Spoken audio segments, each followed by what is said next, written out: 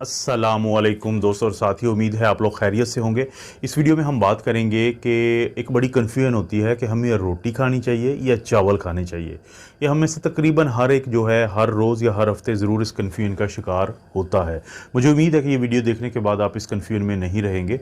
अगर हम सबसे पहले बात करें कि जो रोटी और चावल की जो न्यूट्रिशन होती है, तो आपने देखें न्यूट्रिशन जो है आप हैरान हो जाएंगे। आगे जाके थोड़ा सा मैं एक बताऊँगा आपको कि जिसके बाद से ये कन्फ्यूजन तो आपकी दूर हो जाएगी। लेकिन जो आप सोचते हैं या हम पाकिस्तानी ख़ास तौर पे जो सोचते हैं चावल और रोटी के बारे में, वो कंसेप्ट जो है आपका काफ़ी हद तक बेहतर हो जाएगा। अगर हम न्यूट्रिशन की बात करें तो रोटी जो होती है उसके अंदर फाइबर ज़्यादा होता है, क्योंकि गंदम की रोटी होती है ज़ाहिर है कि, और चावल आमतौर पे आपको पता है कि सफ़ेद चावल की अगर मैं बात करूँ तो उसके ऊपर से वो सब कुछ उतारा होता है कि जिसमें फ़ाइबर होता है। तो रोटी और चावल में जो एक बहुत बड़ा फ़र्क होता है, तो फाइबर जो है वो सफ़ेद चावल के अंदर ना होने के बराबर होता है, जबकि रोटी के अंदर फाइबर होता है जो आपके लिए ज़ाहिर है लाजमी चाहिए होता है। इसी तरह से अगर हम बात करें कि कैलोरीज़ हैं, वो एक रोटी के अंदर अगर 100 कैलोरीज़ हैं तो एक कप जो सफ़ेद चावल हैं, वाइट राइस हैं, उसके अंदर 250 के करीब होती है, यानी कैलोरीज़ काफ़ी ज़्यादा होती है। इसी तरह से प्रोटीन तकरीबन एक जैसी होती है और हेल्दी फैट्स जो हैं वो तकरीबन दोनों में बहुत कम ही होते हैं। लेकिन बड़ा फ़र्क क्या चीज़ का होता है? कैलोरीज़ और फाइबर का। लेकिन यहाँ पे एक चीज़ का मैं इजाफा कर देता हूँ आप लोगों को कि अगर आप चावल यानी वाइट वाले खा रहे हैं, सफ़ेद वाले चावल खा रहे हैं, और उसके साथ आप कोई सब्ज़ी रख लेते हैं, सलाद रख लेते हैं उनको साथ खाते हुए, तो ये फ़र्क ख़त्म हो जाएगा। यानी फाइबर भी आ जाएगा और जो इसका बड़ा वो बल्क बन जाएगा। यानी सफ़ेद चावलों के साथ अगर आपने सब्ज़ी खाई है और इसी तरह से अगर आपने कोई सैलेड सलाद वगैरह खा लिया, तो रोटी भी ज़ाहिर आप सूखी तो नहीं खाएंगे, तो रोटी भी किस तरह खाई जाती है? हमेशा कोई ना कोई आप सब्ज़ी वगैरह होता है, चिकन होता है। तो जब आप पूरा मजमूई तौर पर देखेंगे तो ये फ़र्क ख़त्म हो जाएगा।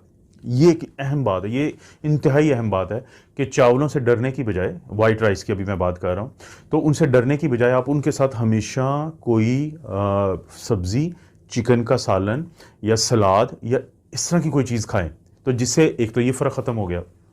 इसके बाद बारी आती है ग्लाइसीमिक इंडेक्स की, जिससे हम काफ़ी परेशान रहते हैं कि जिन चीज़ों का ग्लाइसीमिक इंडेक्स ज़्यादा होता है तो वो जल्दी से ज़्यादा शुगर आपकी बढ़ा देंगे, लेकिन जिनका ग्लाइसीमिक इंडेक्स कम होगा वो आहिस्ता आहिस्ता आपकी शुगर तो बढ़ाएंगे, लेकिन बहुत जल्दी नहीं बढ़ाएंगी, जिससे आपके जिस्म को इतना टाइम मिल जाता है कि वो उसको अच्छे तरीके से उसका बंदोबस्त कर लेता है या इंसुलिन का अखराज आहिस्ता आहिस्ता कर लेता है। तो ग्लाइसीमिक इंडेक्स पर अगर नज़र डालें तो जो रोटी होती है उसका जो ग्लाइसीमिक इंडेक्स है वो 62 है, और चावलों का, वाइट राइस का जो ग्लाइसेमिक इंडेक्स है वो 73 है। यहाँ पे भी आप परेशान हो सकते हैं कि इसका मतलब हुआ कि शुगर का मरीज़ तो बड़ा परेशान हो जाएगा। लेकिन दोस्तों, अगर आप इसके साथ वही बात के दोबारा सब्ज़ी या सलाद खाते हैं सफ़ेद चावलों के साथ, और जिस तरह कि आप रोटी के साथ खाते हैं, तो टोटल जो मजमूई अब ये खाना बन जाता है, तो इसका ग्लाइसेमिक इंडेक्स फिर कम हो जाता है, क्योंकि फाइबर का कंटेंट जो है वो इसमें शामिल हो जाता है। एक तो ये इंपॉर्टेंट बात है। दूसरी इंपॉर्टेंट बात ये है कि रोटी को जब आपने बनाना है, जब घरों में जब रोटी बनाई जाती है, तो जितना ज़्यादा इसको आप गूंदेंगे, जितना ज़्यादा गूंदेंगे, उतना जल्दी ये आपके जिस्म में जब डाइजेशन है, इन्हिज़ाम है, आसानी से आपके जिस्म का हिस्सा बन जाएगी। और जितना कम गूंदेंगे आटे को, उतना फिर ये आपका जो डाइजेशन है यानी हाजमा है आपका ख़राब करेगी, और हज़म होने में इसको टाइम लगेगा। इसी तरह से जो वाइट राइस है, आपने धोया उसको पानी में, वो पानी गिरा दें, लेकिन फिर उसके बाद कुछ घंटों के लिए आपको पता है कि आप चावलों को फिर भिगो के रखते हैं पानी में, तो उस पानी के अंदर बहुत अहम न्यूट्रिशन चली जाती है। तो उसको नहीं बल्कि आपने फेंकना, उसी पानी के अंदर आपने चावलों को फिर तैयार करना है, बनाना है, पकाना है। तो दोनों के सिलसिले में ये भी बड़ी अहम बात है। इसी तरह से वो लोग जिनको रोटी के अंदर एक प्रोटीन होती है जिसको ग्लूटेन कहते हैं, तो ये जो ग्लूटेन होती है, इससे कुछ लोग जो हैं वो एलर्जिक होते हैं। रोटी खाने के बाद उनको पेट में दर्द शुरू हो जाता है, कभी डायरिया, लूज मोशन, उल्टी आने की कैफियत होती है। लेकिन चावलों में ग्लूटेन नहीं होता, तो वो लोग जिनको इस चीज़ से एलर्जी होती है तो वो चावल खा सकते हैं, लेकिन वो फिर रोटी ज़ाहिर है कि उनको परहेज़ करना होगी। तंदूरी रोटी खानी चाहिए या नहीं खानी चाहिए? दोस्तों, जो तंदूर की रोटी होती है ये हल्की होती है, तो घर की रोटी ज़ाहिर है भारी होती है। तो तंदूर की जो रोटी है वो आपको कभी कभी ज़रूर खानी चाहिए, क्योंकि उससे आप जो है आपका जो इंहिज़ाम का अमल है वो बेहतर रहता है। लेकिन जो मैदा मैदा यानी आटे में से फाइबर वगैरह निकाल लें सारा, तो फिर मैदा बनता है, उससे नान वगैरह बनते हैं, आपको पता है, तो वो उसकी आदत मत डालें बहुत ज़्यादा, वो आपको फ़ायदा नहीं होगा। तो सबसे अच्छी रोटी कौन सी है? सबसे अच्छी रोटी वो है जिसको हम कहते हैं मल्टीग्रेन रोटी। मल्टीग्रेन का क्या मतलब है? एक है कि होल व्हीट जो होता है ये आपके अंदर बहुत ज़्यादा सुस्ती, काहली पैदा करता है।